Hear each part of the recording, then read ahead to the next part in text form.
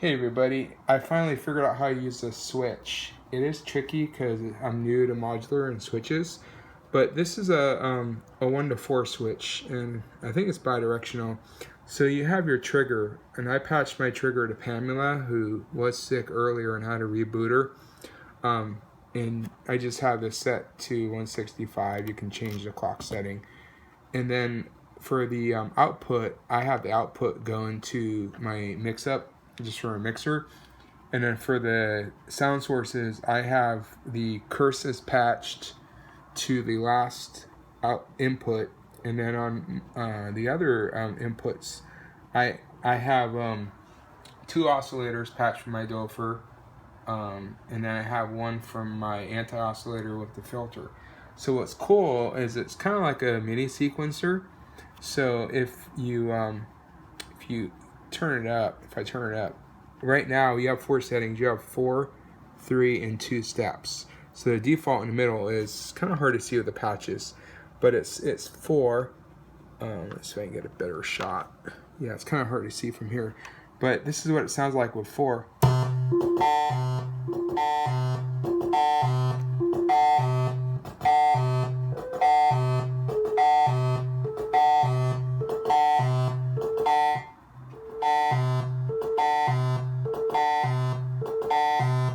So it cycles through all. You can see the light cycles through all 4, which is really cool. And then if you go to the left, there's a toggle switch to 3 steps. This is what it sounds like.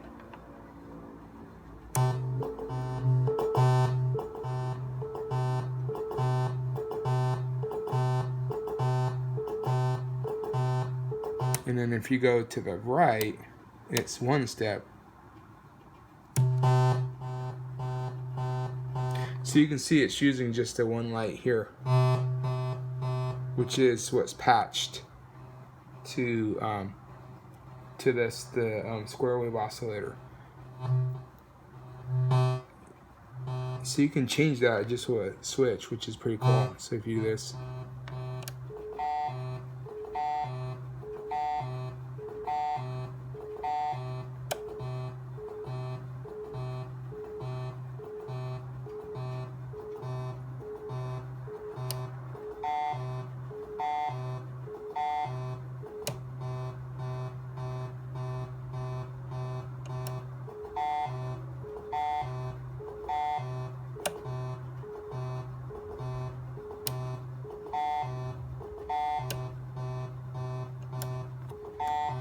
and then there's also a patch point for res in, and I think that's a reset. So what we can do is we can reset it with an LFO.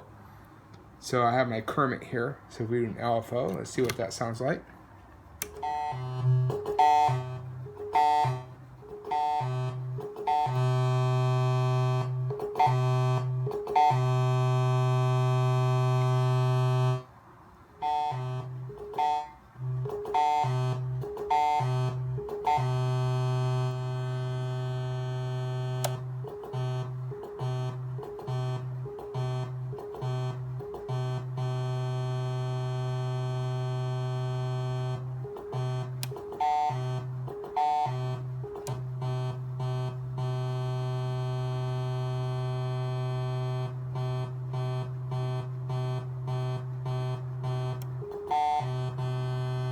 So it's almost like it adds an extra delay or pause, versus if we take that out and we listen to it.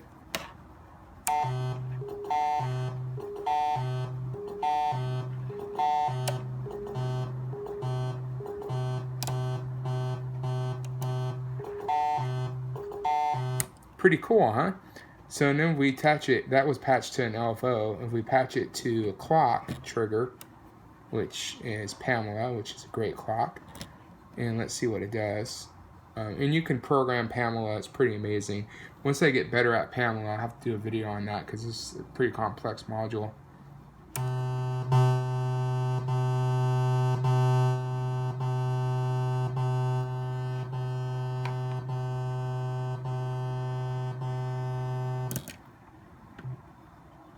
If we unplug one, we can create a rest.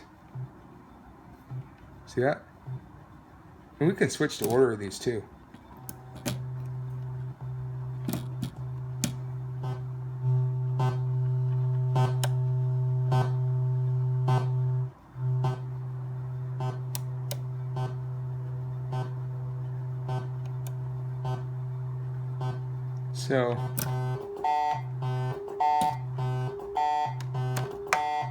So it sounds a lot different with the, I'm not sure I'm a real fan of that, using that port, because it seems to kind of screw things up a bit in the flow of the sound.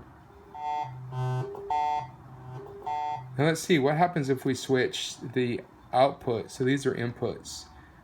The outputs connect to my mix-up. So if we switch this a bit, let's see what happens, just for giggles.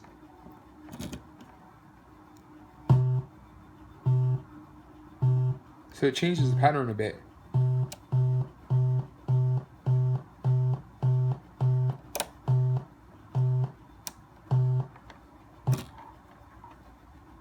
So there's no output. So you have to have some type of output. So yeah.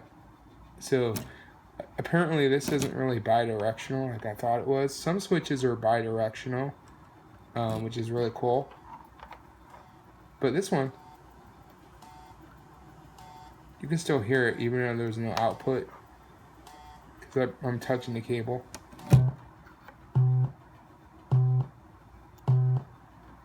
So apparently that's interesting what it does. I changed this up a bit. So that's how it's supposed to sound.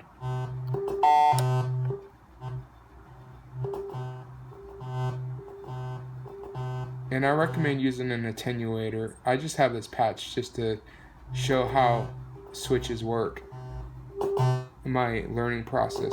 But you can see the peaks in the sound are pretty loud, so you might want to use an attenuator. I'm not using one in this example, but I recommend one. So this is pretty cool. I think I can see how I can use this like in generated patches. And someone on a forum saying if you have like 4 or 5 of these chained together, it's pretty cool. You can do some cool stuff.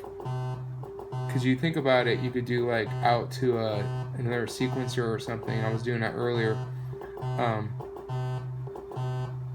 So if you took the output from this and put it to a, let's see. Yeah, so let's say we took this out and we put it to a VCA. And then we took the VCA output.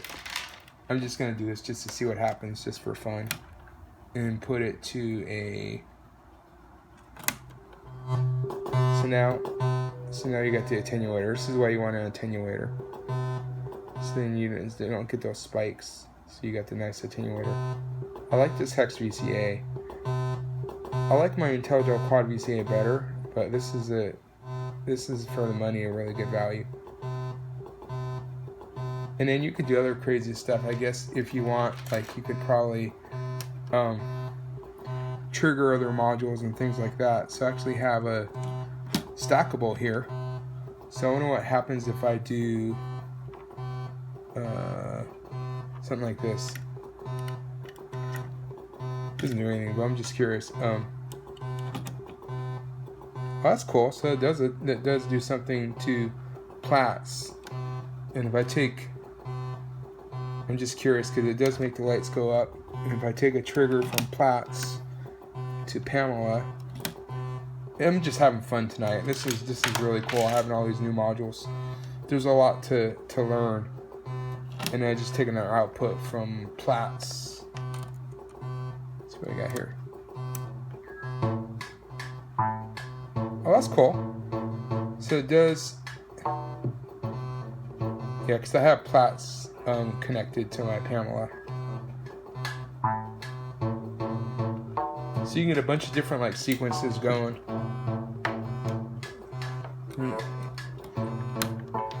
And if you have like a LFO, you can put that here. And then you could like create like a pattern here.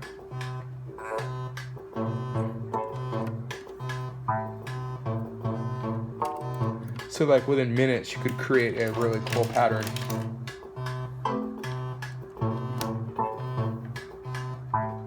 and I'm just doing something quick and dirty.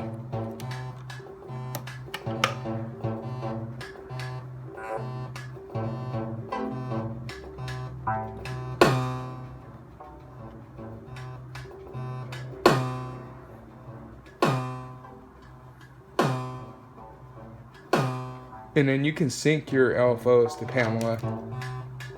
So if I sync, I think that's how you do it. I always get these mixed up. It's always confusing. Here's the tap. Yeah, this is tap tempo.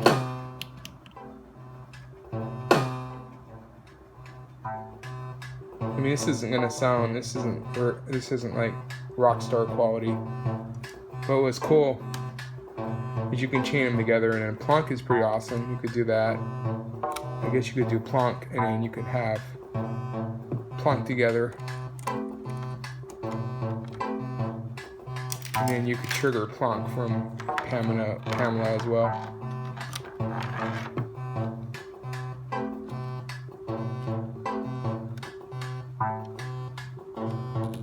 Get this in here, get in there. Cool. See, you get tighter, and then you can switch the pattern.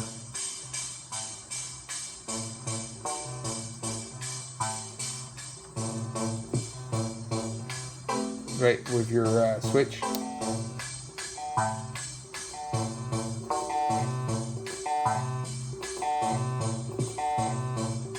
And over here I got my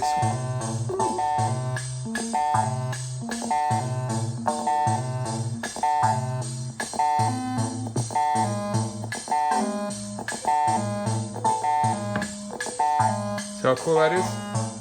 I mean, you can do all kinds of crazy stuff. You can chain stuff together. But you get the idea. So, and then plonk is cool because you got all the different models. I like plonk. Plonk's really good. Easy to use. And then with a switch, you can change the pattern suddenly easy. See that? Just flick a switch. Live performance.